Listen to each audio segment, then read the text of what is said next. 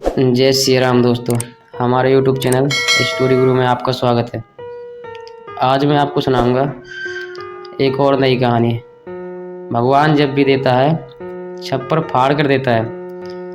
एक गांव में श्यामू नाम का एक किसान रहता था। वह बहुत ही ईमानदार और भोला भाला था। वह सदा ही दूसरों की सहायता करने के लिए तैयार रहता था। एक दिन की बात है कि श्यामू खेत में काम कर रहा था। तभी उसे खेत में एक जगह सोने की असरफियाँ दिखाई दी। उसने दिमाग में आया कि यह पता नहीं किसकी हैं, मैं क्यों लूं? अगर ये असरफियाँ मेरे लिए हैं तो जिस राम ने दिखाया वह घर भी पहुंचाएगा। इसके बाद वह घर आकर यह बात अपनी पत्नी को बताई। श्यामू की पत्नी उससे भी भोली थी। उसने यह बात अपने पड़ोसी कलुआ को बता दी। पड़ोसी बड़ा होशियार था।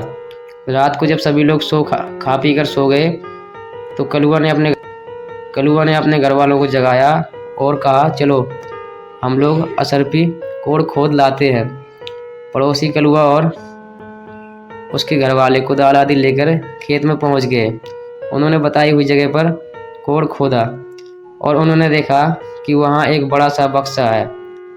वह सभी बहुत खुश थे, लेकिन जब उन्होंने बक्सा खोला तो उन्होंने उसमें असरफियाँ नहीं बल्कि बड़े बड़े पहाड़ी भिक्षु निकले। उन्होंने कहा कि रामू ने हम लोगों को मारने की अच्छी योजना बनाई थी, हमें इसका जवाब देना होगा।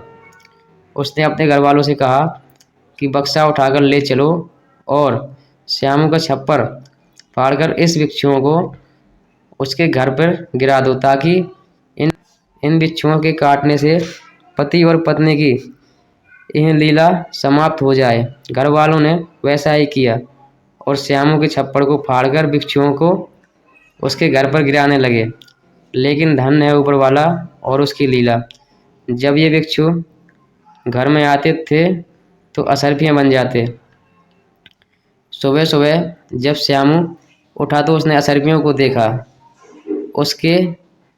उसने भगवान को धन्यवाद दिया और अपनी पत्नी से बोला, देखा, भगवान जब भी देता है छप्पर फाड़ कर देता है। धन्यवाद।